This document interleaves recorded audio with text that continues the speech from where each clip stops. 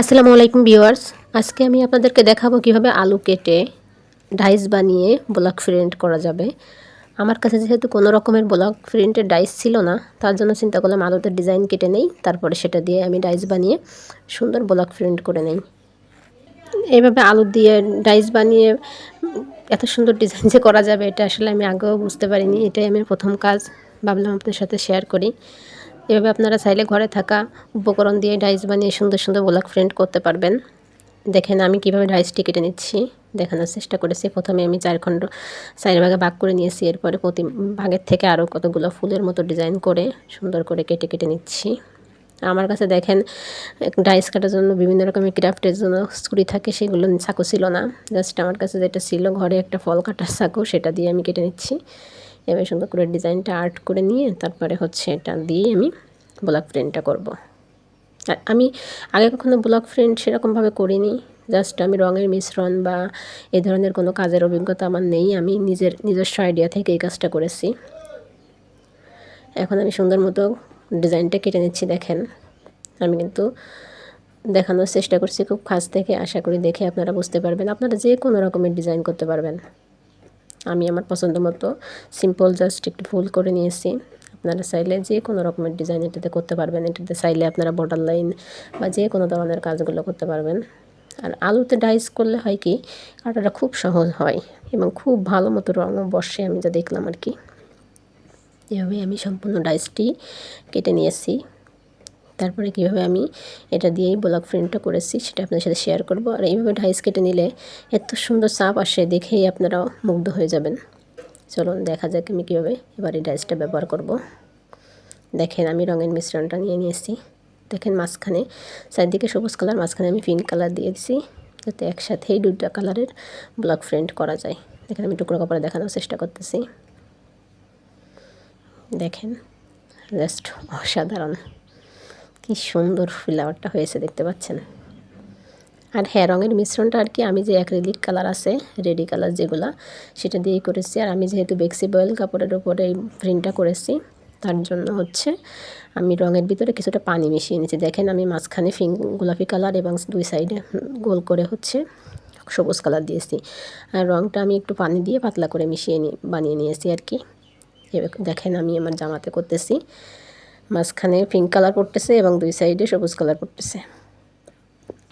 এটা হচ্ছে আমি আমার গলার কাজটা করতেছি। গলার কাছে আমি টানা কয়েকটা ফুল দিয়ে গলার যে ইয়োকের কাজটা সেটা করে নিচ্ছি। দেখেন কত সুন্দরভাবে ডাইস থেকে ব্লক প্রিন্টটা হয়ে যাচ্ছে। কেউ বলতে পারবে যে এটা আলো দিয়ে করা? জাস্ট দেখলে মনে হবে যে একেবারে কোনো রকম ডাইস দিয়েই করা এটা।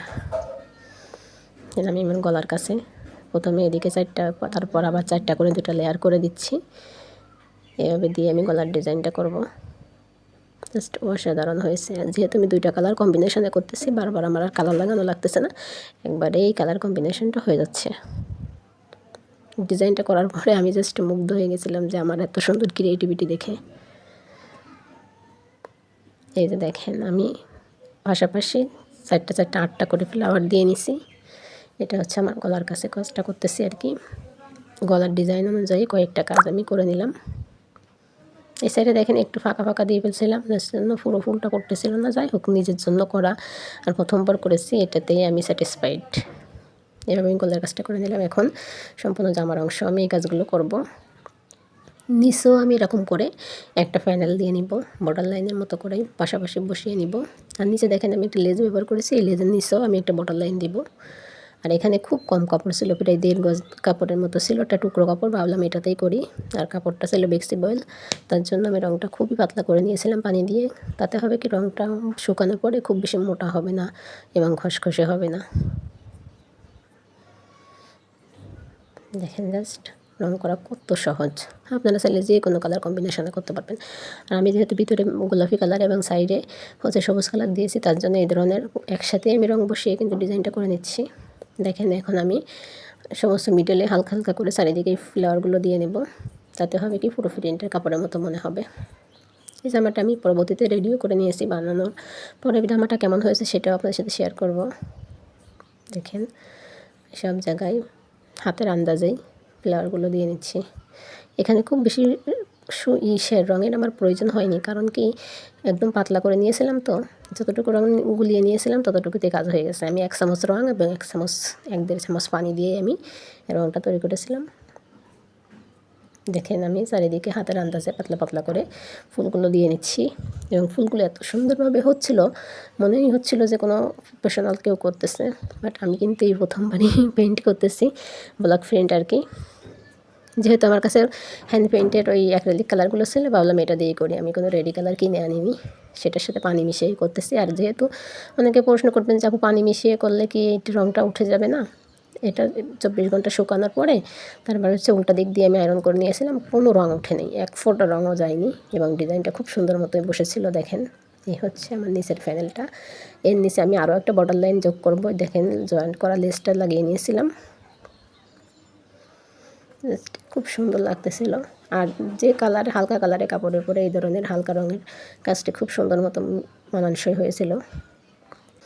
এই তো আমি সামনের পার্টটা রেডি করে নিয়ে এসেছি, এখন এটাকে আমি শুকাতে রেখে ব্যাক পার্টটাও করে নেব সেমভাবে। ব্যাক পার্টে হচ্ছে আমি সব জায়গায় জাস্ট ফাঁকা ফাঁকা ফ্লাওয়ারগুলো দিব, নিচে কোনো বর্ডার লাইন দিব না, আর গলার কাছেও কিছু দিব না, জাস্ট হাতের আন্দাজে প্রিন্টের মতো করে ফাঁকা ফাঁকা করে ফুলগুলো দিয়ে নেব। দেখেন আমি কীভাবে রঙগুলো নিয়ে এসেছি। এখন আবারও সাপ দেওয়া শুরু করব, আমার হাতের আন্দাজেই সাপগুলো দিব। আর এখানে কোনো রকমের বর্ডার লাইন টাইন করবো না, জাস্ট ফাঁকা ফাঁকা করে ফ্লাওয়ারগুলো দিয়ে নেব, যাতে দেখলে মনে হয় একটা প্রিন্টের কাপড়। আর আমি যেহেতু রঙটা খুব পাতলা করে নিয়েছিলাম, তার জন্য হচ্ছে একেবারে মনে হচ্ছিলো প্রিন্ট করাই। উভয় সাইডেই পাতলা করে রঙটা লেগেছিল, কোনো রকমের খসখসে বা মোটা ভাব ছিল না। আমার মনে হয়েছে যেহেতু বেক্সিপাইল কাপড় পাতলা কাপড়, তার জন্য এটাতে যদি আমি রঙটা পাতলা করে নিই তাহলে খুব ভালো হবে, এবং হয়েছিল সেটাই। আমি কোনো রকমের কোর্স করিনি, সম্পূর্ণ নিজস্ব অভিজ্ঞতা থেকে এই ডিজাইনটি করেছি, এবং ফ্লাওয়ারটার ডিজাইনও সম্পূর্ণ নিজস্ব। আমার কাছে ভালো লেগেছে, সিম্পল একটা ডিজাইন, তাই করেছি। আর আমার মাথায় যখন যেটা আসে সেটাই করতে ভালোবাসি, পরবর্তীতে আর এটা মাথায় থাকে না, তার জন্য যখনই মাথায় আসে সাথে সাথে এই কাজটি করে ফেলি।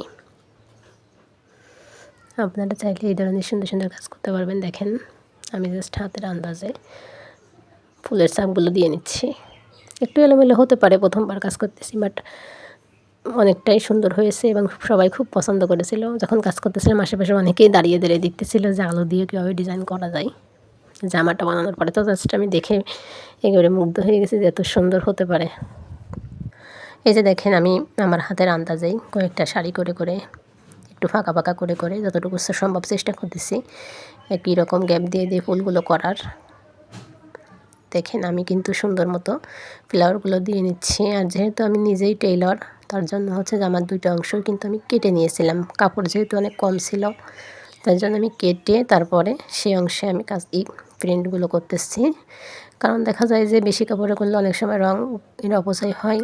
জাস্ট আমি 2টা পার্ট আলাদা করে ডিজাইনটা করে নিচ্ছি, এরপরে শুকিয়ে আমি সেলাই করে নিয়েছিলাম। সেই ভিডিওটা আমি আপনাদের সাথে শেয়ার করবো বানানোর পরে কেমন লাগছে। দেখেন পাতলা পাতলা প্রিন্টগুলো করতেছি। আপনারা চাইলে এই ধরনের কালার কম্বিনেশন করে যে কোনো ধরনের কাপড়ে ডিজাইনগুলো করতে পারবেন। এই ধরনের ডিজাইন করলে নিজের যে স্যাটিসফ্যাকশন হয়, আসলে কাপড় তো আমরা কিনতেই পারি, বাট নিজে করে সেগুলো রেডি করে পরার মজাই আলাদা। আমি যখন কাজ করতেছিলাম আমার পাশে আমার মা কাকিমা ছিল, তারা বলতেছিল যে এইখানে আর একটা ফুল দে, এইখানে আর একটা ফুল দে। সেই অনুযায়ী তাদের কথা মতো অনেক সময় দিচ্ছিলাম। এই যে দেখেন আমি আমার সম্পূর্ণ জামাটা আয়রন করে বানিয়ে শুকিয়ে আপনাদের সামনে শেয়ার করতে চলে আসলাম। দেখেন নিচে জয়েন্ট লেজের কাছে আমি নিচে আরও একটা বর্ডার লাইন দিয়েছি। তারপর হচ্ছে সম্পূর্ণ কাজটা শুকানোর পরে দেখেন কালার কম্বিনেশনটা কত সুন্দর হয়েছিল। যেহেতু আমি মনে করছিলাম এটা সবুজ কালারের লেজ দিছি এবং সবুজ কালারের সালোয়ার দিয়ে পরবো, তার জন্য আমি সবুজ কালারের রং দিয়ে ডিজাইনটি করেছিলাম। আর রঙটা এত হালকা ছিল, কোনো রকমের চকচকে বা একটা মোটা খসখসে ভাব ছিল না। আর হ্যাঁ, আমি শুধু পানি মিশাই করেছি, অনেকে নিউটেক্স বা আরও অন্যান্য কেমিক্যালগুলো মিশাই, সেগুলো আমার কাছে ছিল না। আমি এই ধরনের কাজ কখনো করিনি, জাস্ট এটাই প্রথম করলাম। আমি বেশিরভাগ সময় হাতের কাজ করে থাকি, কিন্তু আজকে মনে হলো কেন জানি যে ঘরে পরার জন্য এই অল্প কাপড় দিয়ে জামাটা তৈরি করি। দেখেন আমি হাফ হাতা দিয়েছি, হাতার কাছেও আমি একটা বর্ডার লাইন দিয়েছি, আর সুন্দর করে পাইপিং দিয়েছি। এভাবেই আমি আমার জামাটা তৈরি করে নিয়েছিলাম, এবং অসম্ভব সুন্দর লাগতেছিল দেখতে। ব্যাক সাইডে দেখেন আমার কাজ, সেই পাতলা পাতলা করে যে ফাঁকা ফাঁকা করে যে ফ্লাওয়ারগুলো দিয়েছিলাম সেগুলো দেখেন একদম প্রিন্ট মনেই হচ্ছিল না যে এটা কোনো ব্লক প্রিন্ট করা। আর আলু দিয়ে যে করা এটা কেউ ভাবতেও পারবে না দেখলে। তো দেখতে পাচ্ছেন আমার কাজটা আপনাদের কাছে কেমন লাগলো অবশ্যই কমেন্টস করে জানাবেন। আর এই ধরনের সুন্দর সুন্দর আইডিয়া এবং ক্রিয়েটিভ আইডিয়াগুলো পেতে আমার চ্যানেলটি পাশে থাকবেন। আপনার লাইক কমেন্ট শেয়ার করে অবশ্যই জানাবেন যে আমার সম্পূর্ণ ভিডিওটি আপনাদের কাছে কেমন লেগেছে। আর হ্যাঁ, নিত্য নতুন কোনো ভিডিও পেতে চান সেগুলো আমাকে জানাবেন। ধন্যবাদ সবাইকে। আল্লাহ হাফেজ।